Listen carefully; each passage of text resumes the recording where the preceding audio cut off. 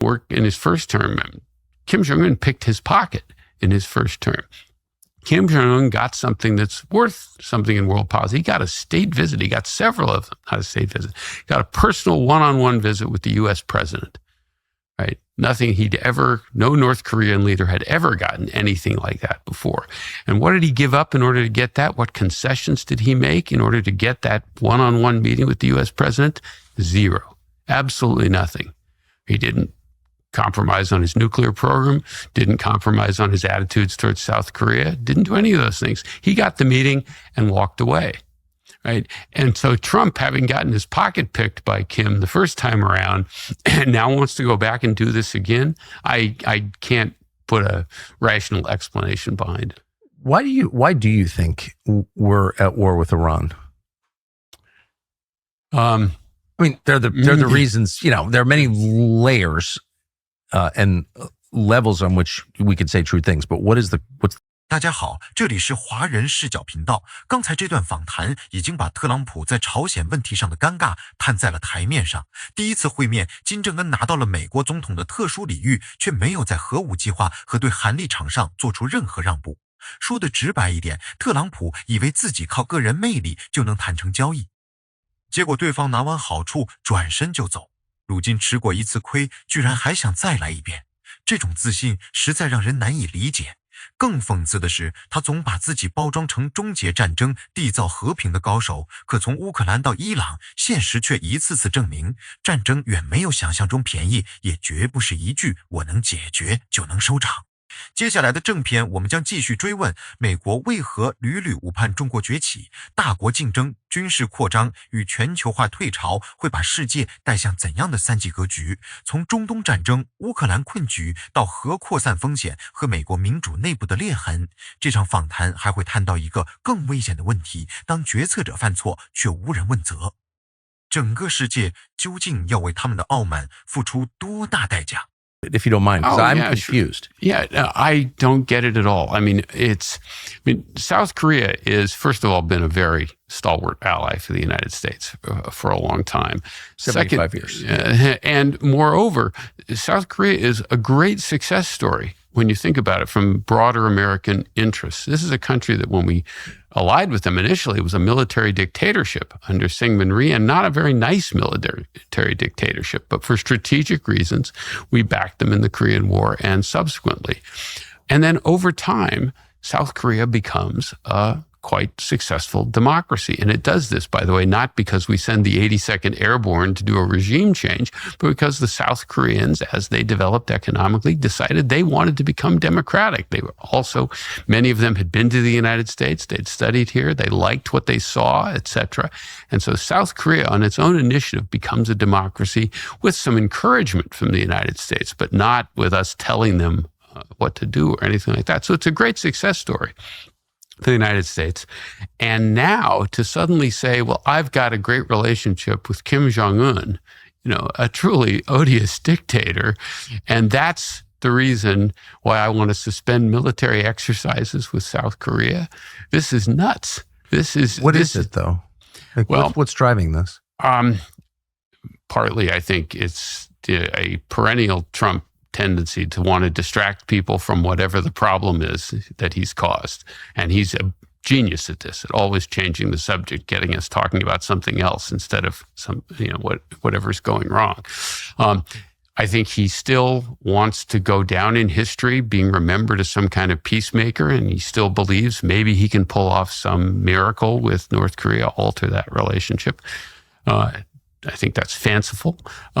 And third, and this I think has been a problem throughout Trump's presidency, is he has this exaggerated ability in his own personal qualities as a negotiator and deal maker, that if he can just get in a room with people, somehow the force of personality will turn the tide. And this didn't work in his first term. Kim Jong-un picked his pocket in his first term. Kim Jong-un got something that's worth something in world policy. He got a state visit. He got several of them, not a state visit. He got a personal one-on-one visit with the U.S. president, right? No North Korean leader had ever gotten anything like that before. And what did he give up in order to get that? What concessions did he make in order to get that one-on-one meeting with the U.S. president? Zero. Absolutely nothing. He didn't compromise on his nuclear program, didn't compromise on his attitudes towards South Korea, didn't do any of those things. He got the meeting and walked away. Right. And so Trump, having gotten his pocket picked by Kim the first time around, and now wants to go back and do this again, I can't put a rational explanation behind it. Why do you think we're at war with Iran? I mean, they're the reasons, there are many layers and levels on which we could say true things, but what's the bedrock here? I'll just go through my laundry list. I mean, there has been a bad relationship between the United States and Iran for 40 plus years. We all know that. In my view, Iran has on a number of occasions in the past tried to improve that relationship. They've made the initiative. They did so in the 90s. They did so in the early aughts after 9/11. And each time, ultimately, they get the back of our hand. We sometimes have flirted with it, but never did anything substantial, and eventually rejected their overtures. I think most of that is a function of the U.S. commitment to Israel, the fact that Israel and Iran are deeply at odds with each other for various reasons, and therefore the political price in the United States has been pretty high, and not all, but some parts of what I have called the Israel lobby have been pushing for a military action against Iran for a long time. Again, it's important to say not all parts. For example, J Street condemned the war when it began this time around, and that's terrific. Good for them. So that's part of it. There's been a sort of thumb on the scale pushing for it.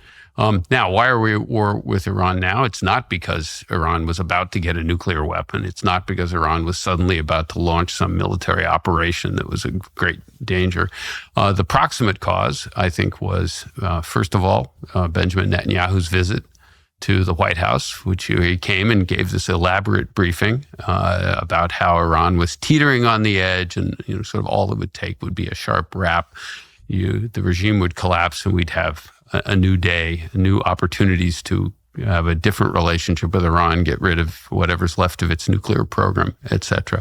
And he was able to persuade Donald Trump that this was correct. First time he's successful. Netanyahu's made similar pitches in the past to Biden, to Obama, to Trump, I think, in the first term, et cetera. And all prior American presidents had said, no, this is a bad idea. This time around, Trump did it. Now, why he did it, I'm not inside his head, so I don't know, but I think part of it was the success of the Venezuela operation, the kidnapping of Maduro. A very different operation, of course, special forces just snatching someone and removing them, et cetera. But he began to believe that, he really had great judgment and that the American military could accomplish wonderful purposes. There was no, as near as I can tell, no strong dissents within the administration, in part because it is an administration made up mostly of yes men who will tell the president what he wants to hear. There may have been some mild, well, are you sure kind of comments. And then finally, I think this is, Trump at the end of his political career, we think, and near the end of his life, who's playing for the history books. And I think he saw this as possibly a way to kind of run the table. I've gotten rid of Maduro in Venezuela. That was always a headache. I'm working on Cuba. I'll probably get that one. I'll get Greenland sooner or later. So that'll be terrific. And Iran's been a problem for 40 years, and I will be the president that has solved it and bring, wonderful new opportunities to the Middle East, and put all that together. And because he believed, again, this is where Netanyahu helped persuade him, that it was going to be cheap, quick, fast. Few days of bombing, regime collapses, get some new people in there, everybody fine. I don't think Trump, if Trump had any clear idea that he would be where he is today when he started it, I don't think he would have done it. But he persuaded himself, or was persuaded, that this would be just like other operations he has authorized. Short, quick, discreet, cheap.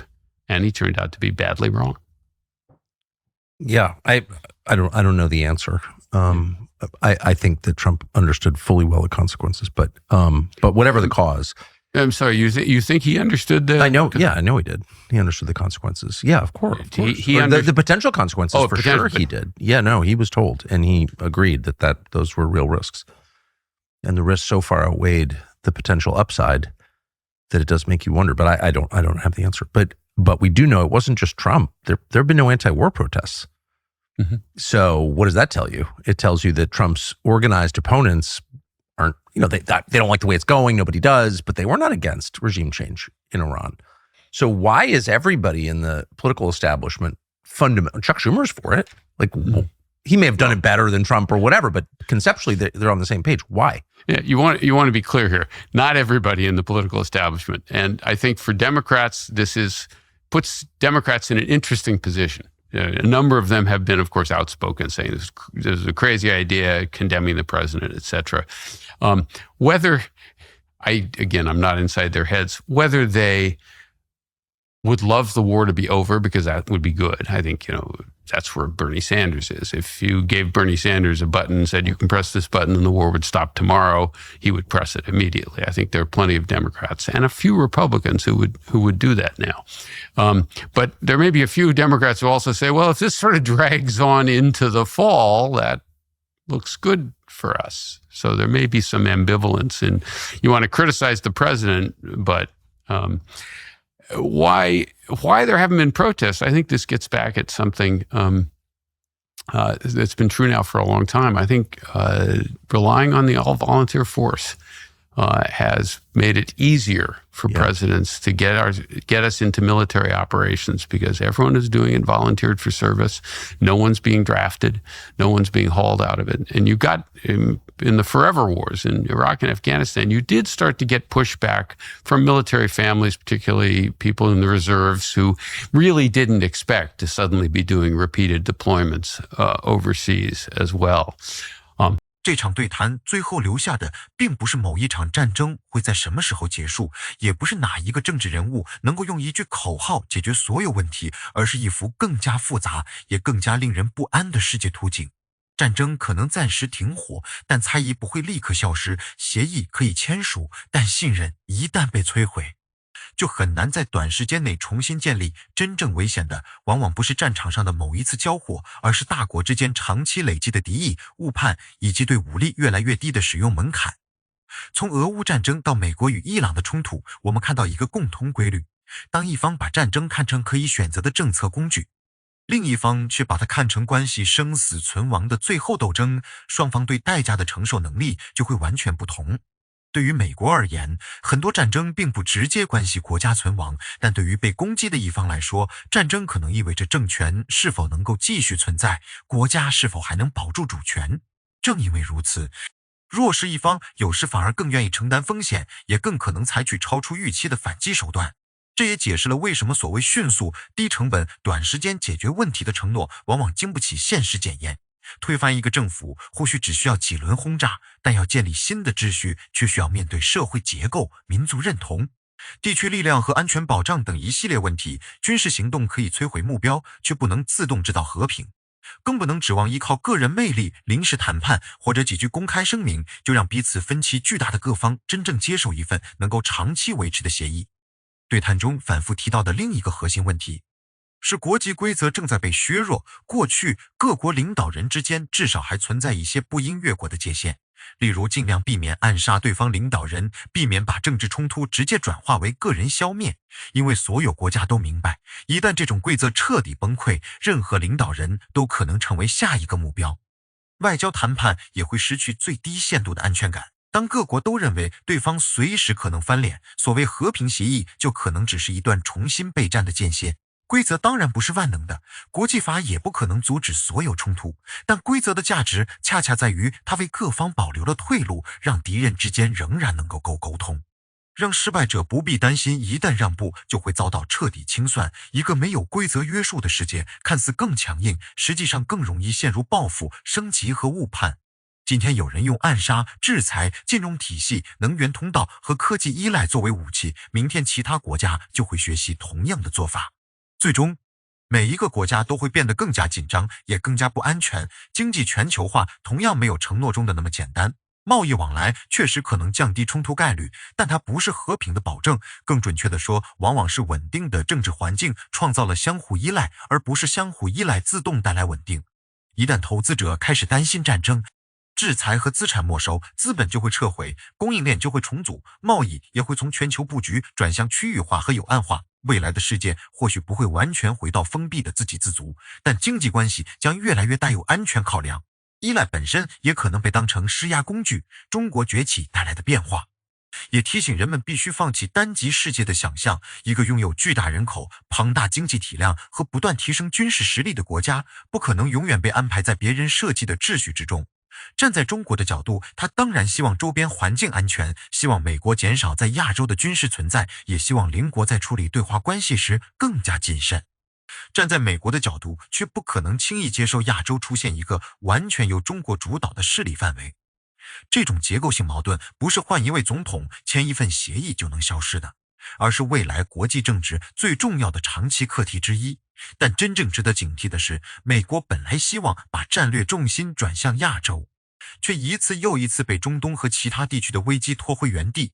一个国家如果长期试图管理别人的政治，推翻别人的政府，替整个地区安排秩序，最后往往会发现自己不仅没有解决问题，反而成为问题的一部分。中东并不是无关紧要，美国也不必完全放弃外交和军事角色。关键在于必须明确什么时候值得介入，介入究竟为了什么，而不是把每一次地区危机都看成必须亲自接管的任务。从这个角度看，事实止损并不等于软弱，承认错误也不等于失败。